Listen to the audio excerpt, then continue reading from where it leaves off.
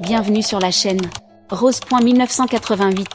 Likez, abonnez-vous à la chaîne pour ne pas manquer les histoires intéressantes. Mon ex-mari pensait que je ne pourrais jamais avoir d'enfant. Il m'a quittée il y a 13 ans, à Tokyo. Lorsqu'il m'a revue, il a esquissé un sourire suffisant. Jamais je n'aurais imaginé tomber enceinte, ni divorcer dans le même mois. Ces mots me sont venus en murmurant à mon reflet, dans le miroir de la salle de bain, tandis que je tenais entre mes doigts tremblants un test de grossesse positif. 8 semaines plus tôt, Maxwell se tenait dans notre cuisine, le dos raide, le ton formel, comme s'il s'adressait à une collègue plutôt qu'à sa femme depuis 7 ans. « Claire, je veux divorcer. » Ces mots m'ont frappé de plein fouet. J'ai été patient, mais j'ai besoin d'une famille, d'enfants, quelque chose que tu ne peux pas m'offrir. Je revois encore cette scène comme si c'était hier. J'étais là, figée, portant mon tablier, en train de préparer un dîner spécial pour lui parler d'un nouveau cycle de traitement que j'avais minutieusement recherché. Mais Maxwell, il nous reste des options, le médecin a dit que, il m'a coupé net, j'ai rencontré quelqu'un d'autre. Elle est plus jeune. Les chances sont meilleures. Avant de plonger dans l'histoire de Claire, je tiens à vous remercier d'être ici. Si vous aimez les récits qui mettent en lumière la force intérieure dans les moments les plus sombres de la vie, comme lorsque Claire est brutalement abandonnée sous prétexte d'infertilité, pensez à vous abonner. C'est entièrement gratuit, et cela nous aide à partager davantage de témoignages de femmes qui se relèvent après avoir tout perdu. Voyons ensemble comment une fondation brisée peut devenir le socle d'un renouveau inattendu. Et juste comme ça, tout ce que j'avais construit s'est effondré. La maison que nous partagions, l'avenir que nous avions imaginé, balayé en quelques minutes à peine. Maxwell avait déjà fait ses valises, déjà pris rendez-vous avec un avocat. Ce n'était pas seulement la décision de partir qui m'avait détruite, mais la froideur méthodique avec laquelle il avait tout orchestré, alors que je me démenais pour trouver des solutions à notre combat contre l'infertilité, pensant naïvement que nous étions encore une équipe. Ce soir-là, incapable d'affronter le vide du lit conjugal, j'ai dormi dans la chambre d'amis. Le lendemain matin, il n'était plus là. Sur la table, il avait laissé une chemise contenant les papiers du divorce et les détails d'une proposition financière prétendument généreuse, de quoi payer 3 mois de loyer dans un appartement modeste, le temps que je me retourne. Ce montant, qui semblait important sur le papier, s'est révélé bien dérisoire face à la réalité du marché. En reprenant ma vie en main, j'ai vite réalisé à quel point cette année passée en tant qu'épouse dévouée avait vidé mon CV. Je n'avais plus aucune expérience récente à faire valoir. Mon seul bagage était un diplôme en design d'intérieur, mis de côté pour soutenir la carrière de Maxwell, avec qui j'avais déménagé 3 fois en 5 ans, suivant ses promotions. Lors d'une 12e visite d'appartement, un agent immobilier m'a glissé avec un sourire désolé: « Vous avez du goût, Madame Harrington, mais sans revenu stable ni garantie solide, les propriétaires sont prudents. » J'ai fini par emménager dans un petit appartement d'une chambre, juste au-dessus d'une laverie automatique, loin du quartier résidentiel que j'avais connu, mais assez proche de commerces susceptibles d'embaucher. Le vrombissement constant des machines à laver est vite devenu la bande-son de mes nuits blanches. Mon compte bancaire fondait à vue d'œil. Chaque matin, j'envoyais des candidatures, emploi de bureau, vente, service, tout ce qui pouvait me permettre de rebondir. Chaque soir, je rentrais avec une nouvelle lettre de refus. 2 semaines après mon emménagement, je me suis retrouvée à feuilleter notre album de mariage, envahi par un mélange d'amertume et de nostalgie. Comment l'homme qui m'avait juré fidélité pouvait-il m'abandonner aussi froidement? C'est à ce moment précis que je me suis rappelé notre dernière tentative de fécondation in vitro. 3 embryons avaient été congelés. Maxwell, trop pressé de tourner la page, les avait complètement oubliés. La clinique de fertilité m'a reçu avec bienveillance, mais m'a exposé la situation avec clarté. Madame Harrington, ces embryons ayant été créés pendant votre mariage, les droits sont partagés. Toutefois, selon les documents signés, l'un ou l'autre peut procéder à une implantation. J'ai immédiatement pris rendez-vous, utilisant ce qui restait de l'argent du divorce. Ce choix, aussi désespéré qu'audacieux, représentait ma dernière chance de fonder la famille dont j'avais toujours rêvé, même si elle ne ressemblait en rien à celle que j'avais imaginée. Entre les examens médicaux et les injections hormonales, ma recherche d'emploi devenait de plus en plus urgente. Mes économies s'épuisaient. C'est en passant devant le dîner de Millie, un petit restaurant familial à 6 rues de chez moi, que j'ai vu une affichette « Recherchons aide ». J'ai poussé la porte. Millie, une femme aux cheveux argentés, au regard franc et à l'allure énergique, m'a accueilli d'un simple « Vous avez déjà travaillé en salle ?» Je portais mon chemisier repassé avec soin, le dernier vestige de mon ancienne vie. Non, mais j'apprends vite, et j'ai besoin de ce travail plus que vous ne pouvez l'imaginer. Quelque chose dans ma voix, ou peut-être dans mes yeux, a dû la convaincre. 6 heures de service, dès demain. Les pourboires sont partagés. Sois ponctuel. Ce soir-là, j'ai passé des heures à m'exercer à porter des assiettes dans le couloir exigu de mon appartement, déterminée à ne pas échouer une fois de plus. La première semaine chez Milly a été rude. Mes pieds étaient couverts d'ampoules, martyrisés par des chaussures inadaptées à 8 heures debout sans pause. Je me trompais dans les commandes, renversais du café, récoltais les soupirs agacés des serveuses plus expérimentées. Mais je refusais d'abandonner. Ce travail était mon seul fil d'Ariane. Peu à peu, je me suis améliorée. Les clients réguliers ont commencé à demander à être dans ma section. Mes collègues, d'abord distantes, ont fini par m'inclure dans leurs conversations pendant les pauses. Tu n'es pas ce qu'on avait imaginé, m'a avoué Rita, mère célibataire de 2 enfants, employée chez Milly depuis 15 ans. Quand Milly t'a embauché, avec tes perles et ton sac à main chic, on s'est toutes dit que tu tiendrais pas 2 jours. J'ai ri, surprise moi-même. Honnêtement, je le pensais aussi. Au fil des semaines, ces femmes sont devenues un soutien inattendu.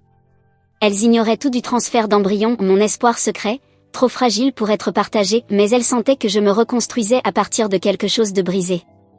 Puis le divorce a été finalisé. Maxwell n'a même pas daigné se présenter au tribunal.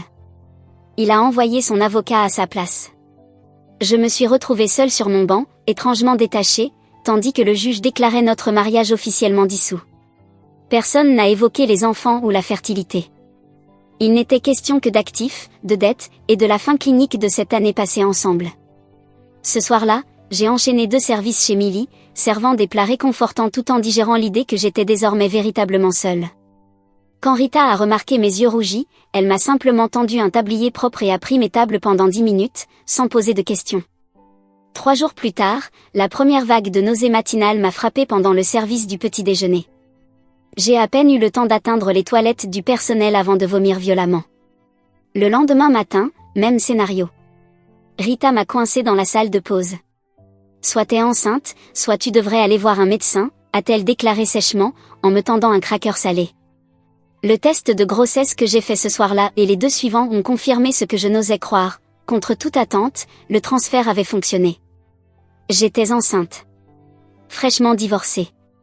Payée au salaire minimum, plus les pourboires. Je vivais au-dessus d'une laverie automatique. Je suis restée des heures assise sur le carrelage de ma salle de bain, riant et pleurant tour à tour. Cette minuscule vie en moi était à la fois un miracle et une complication, un lien indélébile avec l'homme qui m'avait abandonnée, et mon unique famille restante.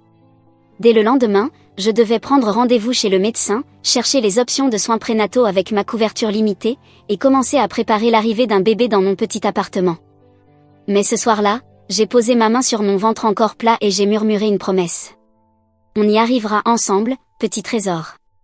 Quoi qu'il arrive, tu seras toujours désiré. Les fondations de mon ancienne vie s'étaient totalement effondrées. Pourtant, assise sur ce sol froid, j'ai senti germer les premiers, fragiles, élans d'un nouveau départ. Les nausées matinales sont vite devenues mon réveil brutal. Chaque jour, à 6h15 précise, un quart d'heure avant mon service, elle me terrassait. J'avais à peine le temps de me brosser les dents avant de descendre en courant chez Milly, en priant que l'envie de vomir s'estompe avant de devoir servir le petit déjeuner. Mange ça avant de commencer, m'a ordonné un matin Rita, en me poussant une assiette de pain grillé. Petite bouchée. Fais-moi confiance, ça aide.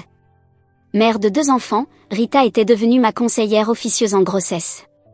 Elle me donnait des conseils pratiques, sans jamais me juger comme je le craignais d'autres. À 12 semaines, j'ai enfin trouvé le courage d'annoncer ma grossesse à Milly. J'avais répété mon discours pendant des jours, terrifiée qu'elle me considère comme un poids et réduise mes heures. Elle m'a surprise. Il était temps que tu dises quelque chose, a-t-elle répondu, les bras croisés. La table 4 a même lancé un pari sur le moment où tu allais l'avouer. Elle a ajusté le planning sur le champ, me retirant du service matinal, me passant sur les après-midi, moins de courses, plus de temps assise entre les tables, et fini de porter les énormes percolateurs de café. Très vite, la nouvelle de ma grossesse s'est répandue parmi les clients habitués. La plupart ont été bienveillants, laissant des pourboires plus généreux, m'encourageant à voix basse, ou partageant leurs propres souvenirs de maternité. Certains clients âgés ont même commencé à m'apporter des petits vêtements tricotés main, qu'ils laissaient avec leur paiement. Mon Harold travaillait 2 boulots quand j'attendais notre premier, m'a confié Dot, une veuve fidèle au plat de pain de viande chaque mardi. Tu fais ce que toutes les mères ont toujours fait, ce qu'il faut. Ces gestes de gentillesse m'ont porté à travers la pression financière croissante. Chaque rendez-vous médical exigeait des calculs douloureux. Combien d'heures supplémentaires devais-je prendre pour couvrir le ticket modérateur? Quelle facture pouvait attendre une semaine de plus? Les vitamines prénatales à elles seules grignotaient une part alarmante de mon budget alimentaire. Au 2e trimestre, j'ai mis au point un tableau implacable pour suivre chaque centime. Les articles pour bébé étaient classés par ordre de nécessité, lit et siège auto en haut de la liste, tenues mignonnes et gadgets inutiles supprimés. Je passais mes dimanches, mon seul jour de repos, à fouiller les friperies à la recherche de vêtements et d'équipements d'occasion en bon état, à des prix dérisoires. Mon minuscule appartement s'est transformé au fil des mois. Le salon a peu à peu cédé la place aux préparatifs de naissance, un lit d'enfant de seconde main que Rita m'a aidé à monter, un fauteuil à bascule déniché dans une brocante, une table à langer bricolée à partir d'une vieille commode que j'ai poncée et repeinte moi-même. T'as un vrai don pour ça, a commenté Shelly, une autre serveuse, après m'avoir aidé à monter la commode sur 3 étages. T'as déjà pensé à faire ça pour gagner ta vie? Refaire des meubles? Je n'y avais jamais songé. Mais sa remarque a planté une graine. Le soir, après mon service, j'ai commencé à regarder des vidéos de restauration de meubles en ligne, prenant des notes sur des techniques qui pourraient m'être utiles un jour. Au fur et à mesure que mon ventre s'arrondissait, mon monde, lui, semblait à la fois se rétrécir et s'élargir. Physiquement, tout devenait plus difficile, marcher jusqu'au travail, rester debout des heures durant, même dormir confortablement devenait impossible. Et pourtant, sur le plan social, mon univers s'ouvrait. L'équipe du dîner a organisé une petite fête prénatale un mardi après-midi tranquille. Des clients que je servais depuis des mois ont apporté de petits cadeaux. Même le propriétaire de la laverie, en bas, m'a offert de laver gratuitement les vêtements de bébé pendant le 1er mois suivant l'accouchement. Ma fille est mère célibataire elle aussi, m'a-t-il expliqué d'un ton bourru. Quelqu'un aurait dû faire ça pour elle. À 7 mois de grossesse, un épisode inquiétant de contraction prématurée m'a forcé à prendre la décision la plus difficile jusqu'ici. Après une nuit à l'hôpital et les mises en garde sévères du médecin, j'ai dû me résoudre à donner ma démission chez Millie. Il était temps, a-t-elle dit, me surprenant une fois de plus. Je me demandais quand tu allais enfin écouter la raison. Elle m'a tendu une enveloppe contenant une indemnité de départ, un geste que je savais difficile à assumer pour une petite entreprise. Appelle ça un prêt si ton orgueil en a besoin, mais ne pense même pas à refuser. Les dernières semaines de grossesse ont été un mélange étrange de terreur et de paix. Terrifiante, car les économies que j'avais mises de côté étaient désormais ma seule source de revenus, sans aucune garantie de savoir quand je pourrais retravailler. Paisible, car pour la première fois, je pouvais me reposer sans culpabilité, me préparer mentalement aux défis qui m'attendaient. Le travail a commencé un soir de mardi pluvieux. J'ai appelé Rita, qui m'a conduite à l'hôpital et est restée avec moi pendant les 6 premières heures, jusqu'à ce que ses propres obligations familiales l'obligent à partir. Les 14 heures suivantes, j'ai accouché seule, serrant entre mes mains une photo de la chambre que j'avais préparée, comme un rappel de ce qui m'attendait au bout de cette douleur. Quand les dernières poussées, terriblement douloureuses, ont enfin permis à mon fils de naître, la vague d'amour a été si intense qu'elle a balayé tout le reste. L'absence de partenaire, l'insécurité financière, la peur de ne pas être à la hauteur, rien n'existait à ce moment-là, si ce n'est son visage parfait et la certitude féroce que je ferais tout pour le protéger. « Comment s'appelle-t-il » a demandé l'infirmière en posant son minuscule corps contre ma poitrine. « Léo » ai-je murmuré. « Ça signifie lion. » Ou courageux. 2 qualités dont nous aurons besoin, tous les deux. Rentrer chez nous, dans notre appartement d'une pièce, relevait à la fois du triomphe et de l'effroi. La première nuit, je n'ai presque pas fermé l'œil, vérifiant constamment s'il respirait. La 3e nuit, l'épuisement a eu raison de moi et j'ai cédé à un nouveau rythme, entièrement dicté par les besoins de Léo. Nous avons établi des routines par pure nécessité. J'ai appris à me doucher pendant sa sieste du matin, à cuisiner d'une seule main en le tenant contre mon épaule, à fonctionner malgré un sommeil morcelé par tranches de 90 minutes. Chaque petite victoire, la première fois que je l'ai baigné seule, le jour où j'ai réussi à faire la lessive sans qu'il pleure, m'a semblé monumentale. Tu t'en sors très bien, m'a assuré Rita lors de ses visites hebdomadaires. Le simple fait que tu t'inquiètes de bien faire prouve que tu es déjà une bonne mère. Peu à peu, l'impossible est devenu possible, puis routine. J'ai découvert en moi une force insoupçonnée, celle de continuer malgré une fatigue écrasante, de calmer ses pleurs quand les miens menaçaient de couler, de tenir bon alors que tout en moi criait d'abandonner. Notre minuscule appartement, autrefois symbole de tout ce que j'avais perdu, s'est transformé en quelque chose de précieux, le premier foyer dont Léo se souviendrait, l'endroit où j'ai découvert qui j'étais réellement, au-delà de l'étiquette d'épouse de Maxwell ou de femme stérile. Entourée de meubles de seconde main et d'adaptations économiques, je n'étais pas en train de reconstruire ma vie d'avant. J'en créais une toute nouvelle. Durant les premiers mois de vie de Léo, j'ai compris que repartir de zéro ne consistait pas seulement à acheter des affaires pour bébé ou à apprendre à élever un enfant seul. C'était un processus de reconstruction intérieure, une redéfinition de mon identité autour d'un amour plus puissant que tout ce que j'avais connu jusqu'alors. Une fondation bien plus solide que celle qui s'était effondrée sous mes pieds. À l'approche du premier anniversaire de Léo, mes économies de congé maternité touchaient presque à leur fin. Ce passe-temps de restauration de meubles, commencé comme une distraction pendant la grossesse, est devenu mon premier filet de sécurité.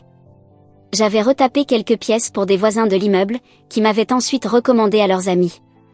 Rapidement, je me suis retrouvée à jongler entre la maternité et une petite activité parallèle, travaillant tard dans la nuit après que Léo se soit endormi. Encore 3 chaises à poncer, et ensuite je pourrais dormir, était devenu mon mantra du soir. Le bruit rythmique du papier de verre était devenu une berceuse pour ma fatigue. Mais ce travail ne suffisait pas à subvenir à nos besoins. Pour les 2 ans de Léo, je cumulais 3 emplois à temps partiel, des shifts le week-end chez Milly, de la saisie de données à distance pendant ses siestes, et la restauration de meubles à chaque instant volé. Le sommeil était devenu un luxe, souvent sacrifié pour 1 heure de travail en plus ou quelques précieuses minutes de silence à moi, après des journées de 18 heures. Rita m'a aidé à trouver une solution de garde abordable, en me mettant en contact avec sa sœur, qui tenait une garderie à domicile. Tarif famille, avait-elle insisté, même si je savais qu'elle en couvrait elle-même une partie. J'ai accepté, pleine de reconnaissance, me promettant de lui rendre l'appareil un jour. Notre quotidien s'est calé avec précision, réveil à 5 heures pour préparer les repas de Léo, dépôt à la garderie à 7 heures, travail de saisie jusqu'à midi, passage au magasin de bricolage pendant la pause déjeuner, récupération de Léo à 17 heures. Je travaillais sur mes projets de restauration avec Léo à mes côtés, m'aidant comme il le pouvait, puis nous enchaînions les rituels du soir, le bain, les histoires, le coucher. Les week-ends étaient réservés au shift au dîner, avec Léo soit chez Rita, soit jouant tranquillement dans l'arrière-boutique de Milly. « Comment tu fais pour tout gérer ?» me demandaient parfois les nouvelles serveuses, me voyant courir du travail à la maternité sans jamais m'arrêter. La vérité, c'est que je ne gérais pas tout. Il y avait toujours quelque chose qui en pâtissait. Certains soirs, trop épuisé pour lire toute l'histoire du coucher à Léo, je sautais des pages pendant qu'il protestait à moitié endormi. D'autres fois, je livrais des meubles avec des finitions imparfaites, priant pour que les clients ne remarquent pas les raccourcis pris pour respecter les délais. Quand Léo a eu 3 ans, j'ai remarqué quelque chose de remarquable, lors d'un rare après-midi au parc du quartier. Alors que les autres enfants grimpaient prudemment ou avaient besoin d'aide, Léo escaladait les structures avec une assurance déconcertante. Ses mouvements étaient fluides, précis. « Ton fils a une coordination naturelle », m'a lancé un vieux monsieur depuis un banc proche. Mon fils a été coach de gymnastique pendant 30 ans. Je reconnais les signes. J'ai d'abord balayé l'observation, trop préoccupé par notre survie financière pour envisager des activités extrascolaires. Mais au fil des mois, les capacités physiques de Léo sont devenues impossibles à ignorer. Il avait marché plus tôt que la plupart des enfants, couru plus vite, et à 4 ans, il tentait déjà des roues et des équilibres sur les mains, sans aucune instruction. Un soir, après une journée particulièrement éreintante, je l'ai trouvé en équilibre précaire sur l'accoudoir du canapé, prêt à sauter. « Léo, non !» ai-je crié, me jetant vers lui. Il a atterri avec un équilibre parfait, rayonnant de fierté. Je me suis entraînée toute la journée, maman.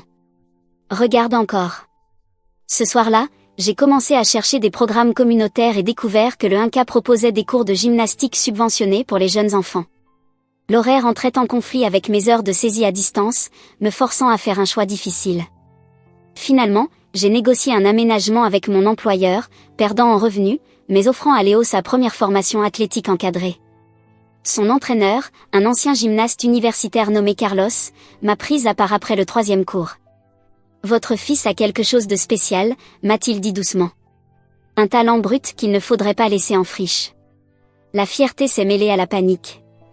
Développer ce talent exigeait des ressources que nous n'avions pas encore. Mais voir le visage de Léo s'illuminer pendant les entraînements, je ne pouvais me résoudre à freiner son potentiel. On trouvera une solution, ai-je promis à Carlos. Quoi qu'il en coûte. Mon activité de restauration s'est élargie, incluant des lits d'enfants et des structures de jeux sur mesure, inspirées par les besoins de mouvement de Léo. Les clients payaient le prix fort pour ces pièces uniques, sans savoir qu'ils finançaient ainsi les aspirations sportives de mon fils. À 6 ans, son coach suggéra d'ajouter la natation pour développer sa force du haut du corps.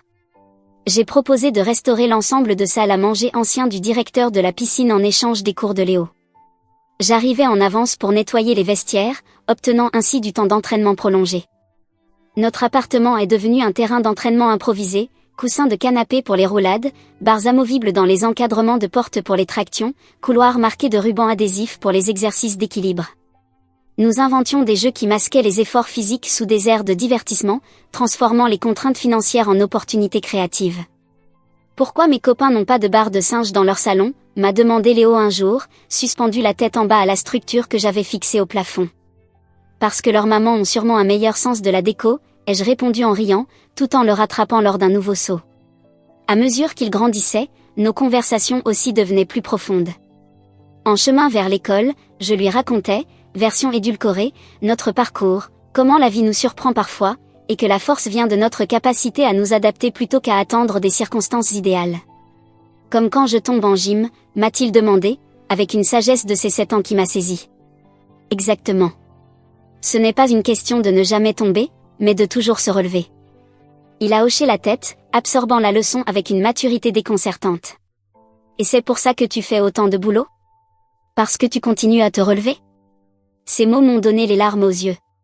Oui, mon cœur. C'est exactement pour ça. Notre lien s'est renforcé à travers ces épreuves partagées. Léo a appris à préparer de simples repas à mes côtés, à gérer des tâches domestiques bien au-delà de son âge, à apprécier ce que nous avions plutôt qu'à désirer ce que nous n'avions pas. À 8 ans, il m'aidait déjà à livrer de petites pièces de mobilier aux clients locaux, expliquant fièrement le processus de restauration à des acheteurs souvent impressionnés. Nous avions créé notre propre monde imparfait, mais magnifique dans sa résilience. C'est pourquoi, lorsque Maxwell est réapparu à l'improviste lors d'une compétition locale de gymnastique de Léo, son intrusion a résonné comme un tremblement de terre sous les fondations que nous avions mis tant d'années à bâtir. Je l'ai repéré tout de suite, toujours aussi soigné, aussi séduisant, assis dans les gradins, l'air intrigué et confus. Mon cœur s'est emballé, calculant mentalement la ressemblance entre père et fils, désormais flagrante, tandis que Léo exécutait une routine au sol sans la moindre erreur. Quand Léo a terminé, obtenant son meilleur score à ce jour, je me suis forcé à rester concentré sur lui, sur son exploit, repoussant la panique qui montait en moi. Le passé attendrait. Ce moment appartenait à Léo, à nous, à ces années silencieuses de croissance qui nous avaient forgés plus forts que je ne l'aurais jamais imaginé. Tu m'as vu, maman, a crié Léo en courant vers moi, médaille en main. J'ai tout réussi. J'ai vu chaque seconde, ai-je répondu sincèrement en le serrant dans mes bras. Et tu as été absolument incroyable. Maxwell nous attendait à la sortie du gymnase. Son costume hors de prix détonnait parmi les tenues décontractées des autres parents. Je serrai la main de Léo plus fort en m'approchant, mon esprit passant en revue tous les itinéraires de fuite possibles. Claire, dit Maxwell. Sa voix provoqua en moi un frisson indésirable de familiarité. Je pensais que c'était toi. Léo leva les yeux, intrigué, sentant ma tension. Je pris une grande inspiration et afficha un calme de façade. Léo, mon cœur, va féliciter Tyler pour sa routine, d'accord? J'ai besoin de parler à ce monsieur un instant. Une fois Léo hors de portée, je me suis tournée vers Maxwell. Qu'est-ce que tu fais ici? Voyage d'affaires. J'ai vu cette compétition dans le journal local. Ses yeux suivaient Léo à travers la salle. Ce n'est pas le moment, l'ai-je interrompu. Cette journée est celle de Léo. Tu n'as pas le droit de la lui voler. Maxwell m'a tendu sa carte de visite, désormais estampillée d'un prestigieux cabinet d'avocats. Appelle-moi. On doit parler. Avant de partir, il a ajouté. Il a mes yeux, Claire. Ce soir-là, une fois Léo endormi, je me suis assise à notre petite table de cuisine, fixant la carte de Maxwell, j'ai frotté la carte de visite jusqu'à ce que ses bords s'effilochent sous mes doigts nerveux. Cette lettre parfaitement embossée semblait se moquer de la vie modeste que j'avais bâtie. Un simple appel pouvait tout changer, offrir à Léo des opportunités que je ne pourrais jamais lui payer, alléger nos luttes financières constantes. Mais à quel prix? J'ai appelé Rita à la place. Il nous a retrouvés, fut tout ce que j'eus besoin de dire. Tu veux que je vienne, proposa-t-elle immédiatement. Non, Léodore. Je ne sais pas quoi faire, Rita. Sa réponse fut, comme toujours, directe. Qu'est-ce que te dit ton instinct? De protéger mon fils. Alors c'est ce que tu dois faire. 3 jours plus tard, j'ai finalement appelé Maxwell et convenu d'un rendez-vous dans un café, pendant les heures de classe de Léo. Il est arrivé à l'heure, comme toujours, désormais grisonnant aux tempes, un détail qui renforçait encore son air d'autorité. C'est bien mon fils, n'est-ce pas? Demanda-t-il sans détour. Biologiquement, oui. Le transfert d'embryon a fonctionné. Il expira bruyamment. Pourquoi tu ne m'as rien dit? Te dire quoi? J'ai lutté pour garder mon calme. Tu m'as quitté parce que je ne pouvais pas avoir d'enfant, puis tu as immédiatement demandé le divorce. À quel moment exactement étais-je censé t'annoncer la nouvelle? J'avais le droit de savoir. Et Léo avait le droit d'avoir un père. Un père qui le veut sans condition, ai-je répliqué. Toutes les années de colère refoulée pour le bien de Léo menaçaient de jaillir. Pas un homme qui a abandonné sa mère dès que la conception est devenue difficile. L'expression de Maxwell passa de l'accusation au calcul. Je veux faire partie de sa vie. Il mérite les avantages que je peux lui offrir. Il mérite la stabilité. L'amour. Je me suis levée. 2 choses que tu n'as jamais su offrir. J'ai changé, Claire. Le voir, constater ce que tu as accompli seul, ça m'a forcé à tout reconsidérer. Je me suis arrêtée. Et qu'est-ce que tu proposes exactement? Sa réponse est arrivée 2 jours plus tard, lors d'un dîner extravagant dans un restaurant que je n'aurais pas pu me payer avec un mois de salaire. Il m'a exposé un avenir qui, autrefois, m'aurait semblé un rêve, un remariage, une maison dans son quartier huppé, des coachs privés pour Léo, les meilleures écoles, une sécurité financière que j'avais lutté si durement à bâtir seule. Léo porterait mon nom, bénéficierait de mes ressources. Il aurait tout ce qu'il mérite, conclut Maxwell. Et toi, tu n'aurais plus besoin de t'épuiser à la tâche. Les avantages pratiques étaient indéniables. Fini les multiples emplois à jongler, les acrobaties budgétaires pour payer les entraînements de Léo, les angoisses liées aux urgences médicales ou à l'université.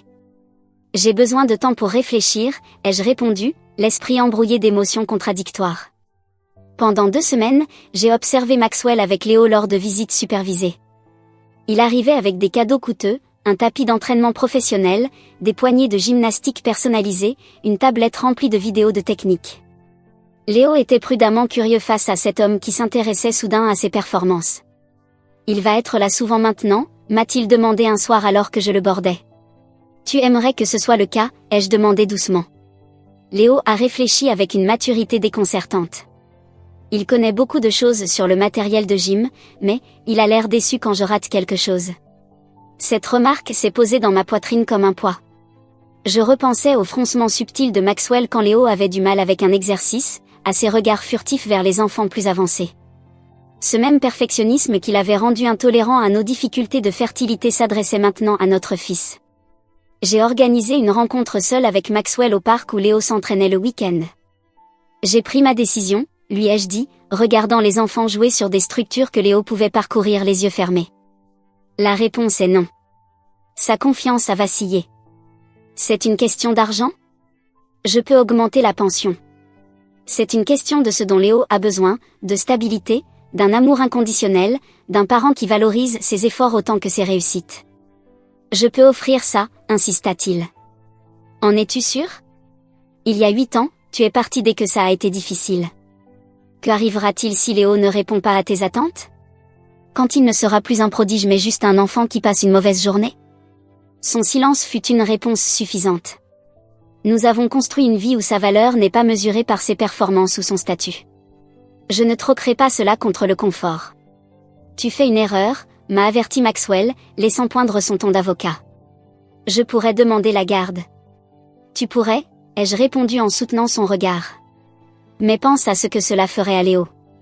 Et pense à ce qu'un juge dirait d'un père qui a abandonné sa femme à cause d'une supposée infertilité, puis ignoré son fils pendant 8 ans. Les menaces juridiques ont pris la forme de lettres recommandées et de réunions formelles. J'ai utilisé toutes mes ressources, empruntant de l'argent à Rita pour consulter un avocat spécialisé en droit familial complexe. Il a un lien biologique, mais aucune relation construite, m'a expliqué l'avocat. Les tribunaux privilégient la stabilité de l'enfant. La bataille a vidé mes économies et épuisé mes forces, mais je n'ai jamais flanché. Quand Maxwell a compris que je ne céderais pas, il a proposé un compromis, visite régulière et soutien financier, sans demande de garde. J'ai besoin de savoir qu'il fait partie de mon héritage, a-t-il admis lors de notre dernier accord. Mais il savait, comme moi, que déchirer la vie de Léo serait contre-productif. Le règlement que nous avons trouvé était pratique, mais émotionnellement complexe. Maxwell contribuerait à l'éducation et à l'entraînement de Léo, avec un droit de visite progressif, adapté au rythme et au confort de l'enfant. En retour, je ne m'opposerai pas à la reconnaissance légale de sa paternité. Après avoir signé les papiers, je n'ai ressenti ni victoire ni défaite, juste le poids profond d'avoir choisi le chemin le plus difficile, pour les bonnes raisons. La sécurité financière aurait été plus simple. Une vie confortable en tant qu'épouse de Maxwell, un territoire familier. Mais l'indépendance, durement acquise, valait la lutte continue. Ce soir-là, regardant Léo faire le poirier contre le mur du salon, j'ai reconnu la force tranquille de notre modeste existence. Nous avions survécu à l'abandon, bâti un foyer à partir de rien, et affronté le retour du passé. « Regarde, maman !» Léo a crié, exécutant une roue parfaite dans notre petit salon. « Je te vois », ai-je répondu. Ces mots portaient un sens bien plus profond que ce qu'il pouvait comprendre. Je te vois toujours. Quels que soient les défis à venir, nous les affronterions ensemble, selon nos termes, non comme bénéficiaires d'une générosité conditionnelle, mais comme l'équipe résiliente que nous avions toujours été. 5 ans après notre confrontation avec Maxwell, je me tenais dans notre cuisine modeste, fixant une enveloppe officielle marquée du logo USA Gymnastics. Léo, désormais âgé de 13 ans et déjà plus grand que moi avec son 1m78, se tortillait nerveusement à mes côtés. « Ouvre-la, maman », m'a-t-il supplié, la voix cassée par l'adolescence qui me rappelait chaque jour à quelle vitesse le temps passait. J'ai soigneusement rompu le sceau et déplié la lettre. Mon souffle s'est bloqué en lisant les premières lignes. Félicitations, Leonardo Harrington. Ma voix tremblait tandis que je poursuivais. Vous avez été sélectionné pour représenter les États-Unis à la compétition internationale junior de gymnastique à Tokyo, Japon. Le cri de joie de Léo a fait vibrer les vitres alors qu'il arrachait la lettre de mes mains pour la lire lui-même, comme s'il craignait que j'aie mal compris. J'ai réussi, maman. J'ai réussi. La fierté a déferlé en moi, aussitôt suivie d'une inquiétude bien concrète, Tokyo. Les implications financières étaient écrasantes, billets d'avion, hébergement, repas dans l'une des villes les plus chères du monde. Le programme couvrait les frais de base de Léo, mais coach Carlos avait insisté sur l'importance du soutien familial lors des compétitions internationales. Ça mérite une célébration, ai-je annoncé, repoussant mes inquiétudes pour le reste de la soirée. Choisis le restaurant que tu veux. Plus tard dans la nuit, après que Léo se soit enfin endormi, trop excité pour se calmer malgré son entraînement rigoureux, j'ai sorti la calculatrice et affronté la réalité.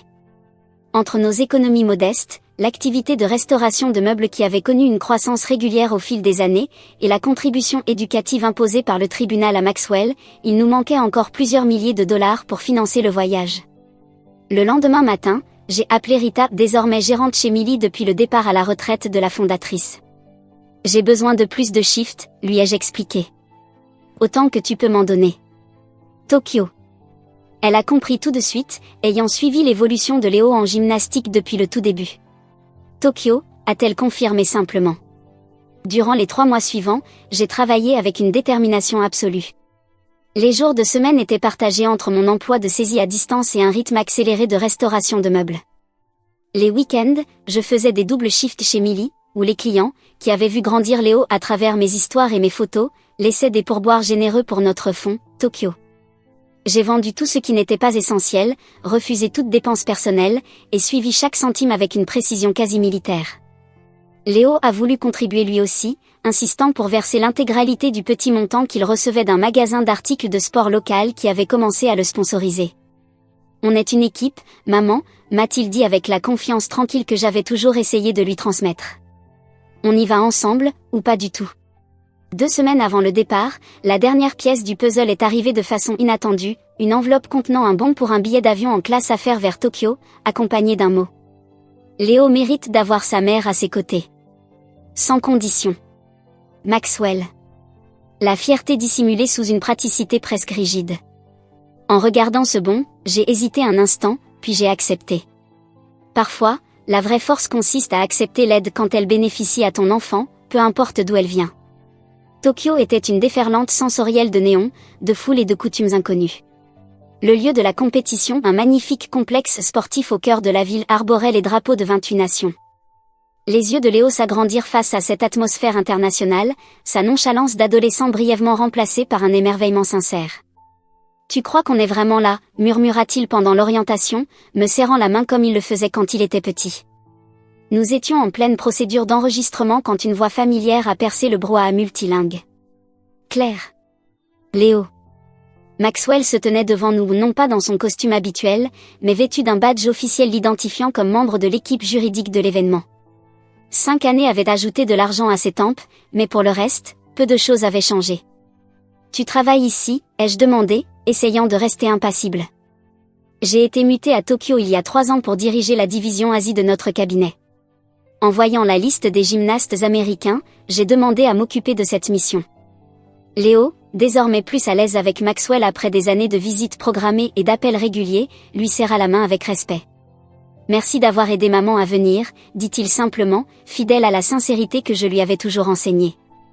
Maxwell hocha la tête, une ombre de regret traversant brièvement son visage.